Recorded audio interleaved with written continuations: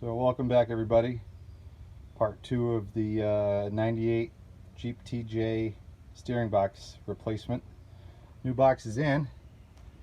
Alright, that wasn't too bad. I snapped a couple still pictures of the before just to mention that there is a flat spot on the steering shaft on the female and the male end, so you can't really put that on in the wrong spot, and you should know about it before you put it on so you don't try forcing it. Then you just reinsert the bolt and tighten it up. Actually collapsed and went on pretty easily. The pitman arm, I'll attach a couple pictures of that as well. There's 4 grooves and 4 flat spots in the splines on the pitman arm that line up with the grooves on the sector shaft. So you got to make sure your wheel is straight. If you have any question of the box being centered, make sure your steering shaft is installed and then turn the box all the way to one side, then turn it all the way to the other side, counting the number of steering wheel revolutions. Divide that in half and then turn the steering wheel that half number back to the center position, and then you can install your pitman arm. So then of course I'm going to put my new lines on, and that was going halfway decent until, if you notice, there's something missing in the engine. I broke the fitting on the back of the power steering pump. So old brittle plastic.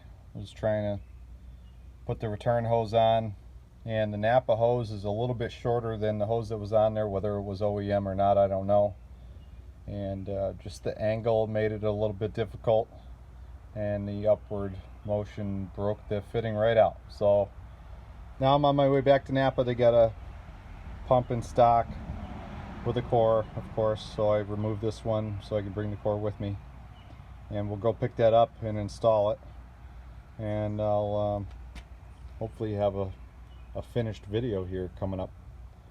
So just a brief update.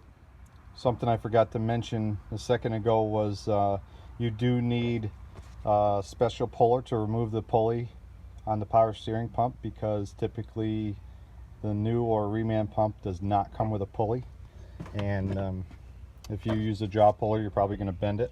So the pulley has a groove around the center arbor, and I've got a couple of these different pullers. So I've got a snap-on one, and I've got this KD one, looks like number KD2897. Open that up, there's the components for all the different style pulleys. This is the ring that you put around the pulley center, and then you've got this press block put inside the ring. The retaining ring goes over that, and then this center press bolt. It's a little adapter in the end of that so you don't screw up the end of the shaft. You thread this in, and then that presses against the shaft on the power steering pump and pulls the pulley right off. To reinstall, I might shoot a video of that. If I do, maybe I'll cut this explanation out, but to reinstall, you're basically gonna use this bearing that comes in the kit,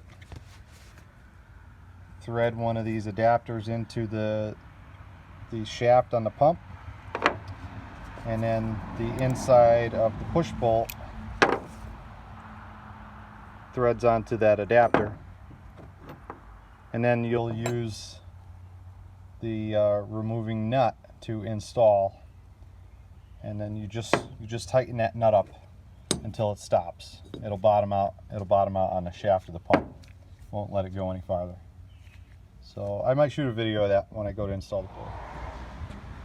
Okay, so I decided I was going to shoot video of the installation of the pulley on the new or remanufactured power steering pump. So I've got the right adapter in the end of my pusher bolt. I'm going to thread that into the pump shaft, till it bottoms out. I'm gonna put the pulley on.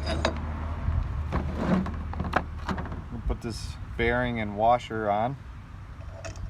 Actually, okay. And then I'm gonna put the pusher nut on all the way.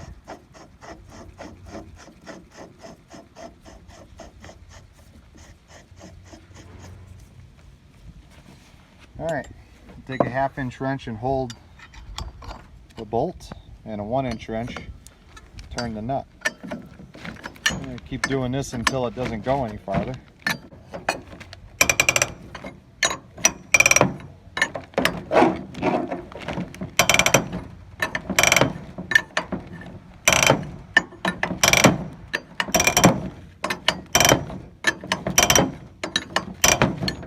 Feels like it's all the way. I gotta back it off.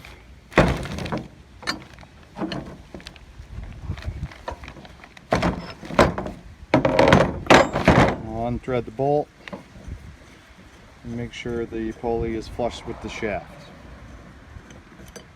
Yep. It's on all the way. That's it. Alright, so the new pump is in. System's all bled out, the 2 new lines are on. Everything's working good. Probably about a 1/2 quart, 3/4 of a quart by the time I was said and done. Bleeding it out. No leaks. This is so you can see. Everything's looking good. So I didn't get to the differential today, but I did get to that exhaust clamp. Let's see if I can show it here. You can't see. Oh, there it is. So I was able to fix one side of it and put a steel bushing and a nut on. It's like a half clamp. The thing separates in 2 pieces, so kind of made it easy for replacement. But everything was rotted away, so. And of course, I got a hole in the muffler too, so I'm going to end up doing a full exhaust on it. Maybe we'll do that the same time we do the differential. So, all right. Thanks for watching.